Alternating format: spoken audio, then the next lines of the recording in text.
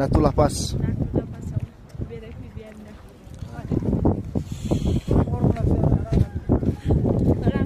Jangan. Nih, biar menjangkau nafsu apa nih? Wow, oksigen sekum nalai oksigen ni tak kayak bainan lah kabar na. Bangda oksigen ang kum saya hadapi.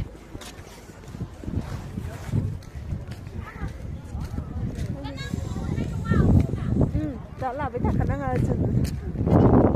Naik view ke birat mezangka. Lupa. Hei. Saseto nih gejang nak kompigasini. Nih. Mengkangkan masih pai.